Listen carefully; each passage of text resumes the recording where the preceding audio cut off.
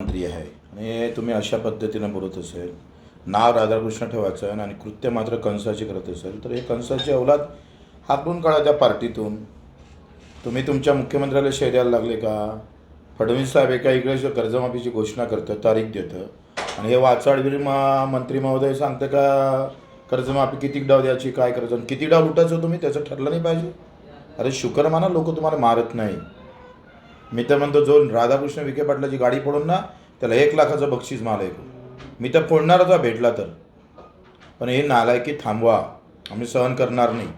11,000 रुपये क्विंटलच्या भावाची शिफारस केली राज्य सरकारनं कापसाची, आणि मोदी सरकारनं जाहीर केले 8,000 रुपये. लाज वाटते? सोयाबीन 2,000ने विकावं लागतं. तुम्ही कापूस आयात केला, धानाले भाव नाही, कापसाले भाव नाही, तुरीले भाव नाही, केळीले भाव नाही, संत्र्याले भाव नाही. संत्रा पहा काय असतं, काय हाल आहे. तर मुख्यमंत्री आमच्या ढुंगणाखाली पाहिजे जवळ राहतं आणि रोज संत्र्याचे बगीचे तुटतंय. एक साधी व्हिजिट, एखादा शब्द मुख्यमंत्र्याच्या तोंडातून काहीच नाही. कापूसवाला मेला, कांदावाला मेला, द्राक्षवाला मेला. कोण आहे जिवंत व्यवस्थित सांगा आम्हाला. मग तुम्हीच इकडे नालायकी करायच्या ना, तुम्हीच खिपलं काढायचे. आम्ही सहन करणार नाही. आम्ही तर म्हणतो शेतकऱ्यांना सहन केला नाही पाहिजे.